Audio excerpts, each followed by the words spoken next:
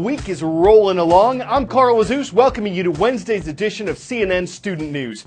Our first story centers on a detention facility, a prison in Guantanamo Bay, Cuba. It's operated by the United States. It's part of a U.S. naval base on land that America has leased from Cuba since 1903.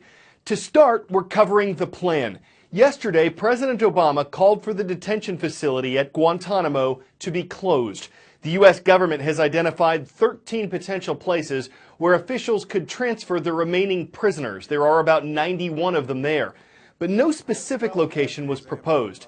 This isn't the first time the president has pushed for Guantanamo's closure. When President Obama was elected in 2008, he vowed that he would close Guantanamo Bay within a year. There we go. 7 years later, that has not happened.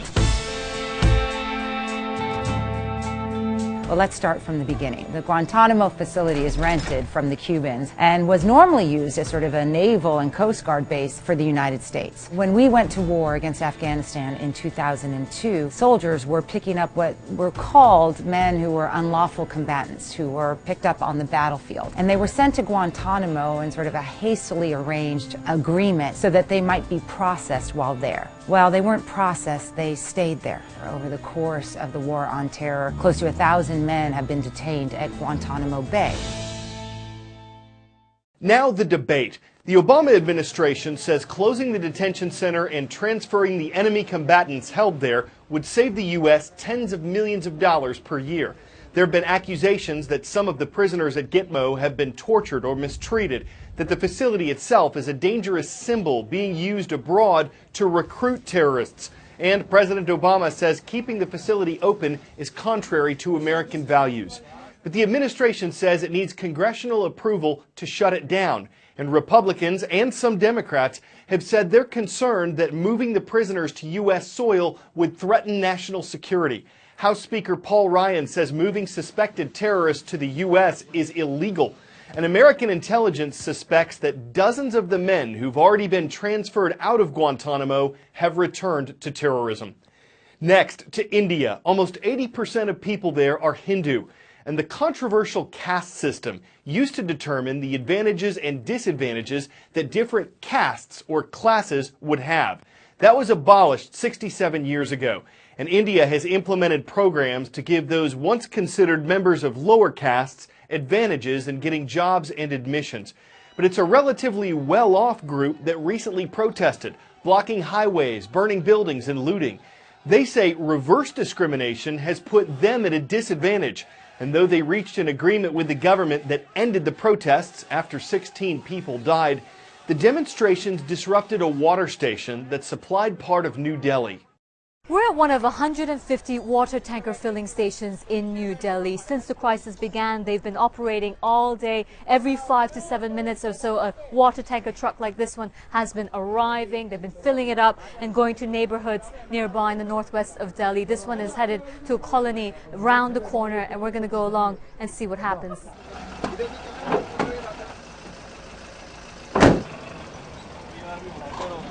C4G. We're going to block C4G. We've been getting calls all day for water, he says. As soon as a water tanker arrives, residents emerge from what seems like nowhere, one after another. Word has spread that the water tankers arrived, so we've seen people coming from all over the neighborhood with their buckets, containers like these, even kettles, basically whatever container they have to fill up as much water as they can. They haven't received any water here for the past 3 days, and this is the first time the water tanker has arrived. They jostle for space. They argue. As one asks the other to wait online, the other shouts back, "Don't take more than 2 buckets. Share." We can live without a shower, but what about cooking or cleaning our utensils? What about flushing our toilets? It's become so difficult nowadays. Every morning, I just dream about water, she says. 72-year-old Lakshmi Ramaswamy has gone back and forth 3 times already. Anything more than this steel urn would be too heavy. She shows me how she's been storing what's become her prized possession.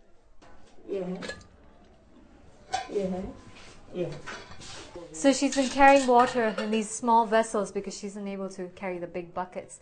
She's rationing. She doesn't know when the water tanker truck will arrive again. From the elderly to the youngest in the family, everyone pitches in, collecting every last drop. It only took 15 minutes to empty out this truck. Now back to the filling station to carry out this routine all over again. Sunima Uras, CNN, New Delhi.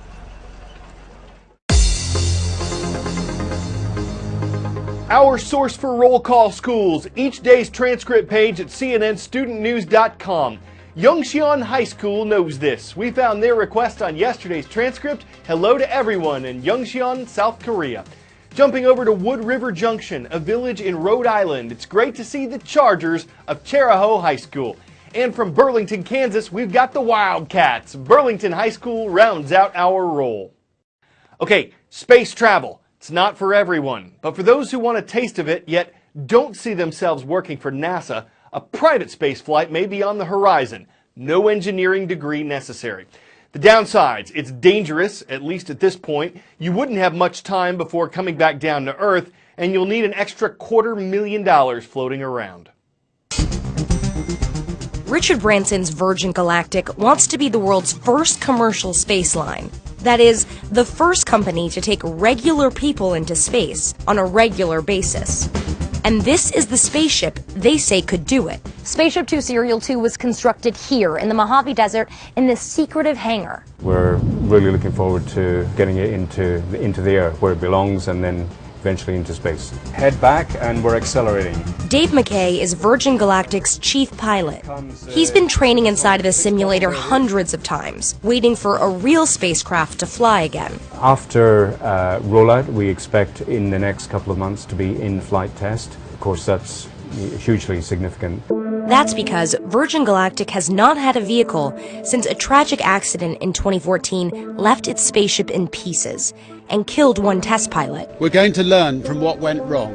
The NTSB ruled the cause of the accident to be human error. Spaceship Two Serial 2 was already in development at the time of the crash, but not nearly ready to serve as a replacement. When we began this journey, we knew that it would be hard. And it has been hard. The number one thing is that we're going to test fly this vehicle. We're going to test fly Spaceship Two, and we're going to make sure that we understand what happened. Virgin Galactic has made several updates to its new and improved spacecraft. The actual accident itself was caused by a control being moved when it shouldn't have been done, and we've implemented a new system which prevents that ever happening again. But building the spaceship and adding those new features has taken time. Spaceship Two Serial 2 has been under construction for more than 3 years. 2, 1, release, release, release. This is how it works. The mothership, White Knight 2, carries the spaceship 50,000 feet into the air. Then it separates and blasts off at more than 3 times the speed of sound, reaching between 50 and 62 miles above Earth. The 6 passengers on board will experience about 6 minutes of weightlessness. And at this point, or very shortly, we're going to allow the customers to unstrap and they can float around. More than 700 customers have already paid $250,000 for a seat when Virgin Galactic eventually starts commercial operation. It's a sensational experience, of course, but it's more important than that. It's a first step in the opening up space to the wider population of the world.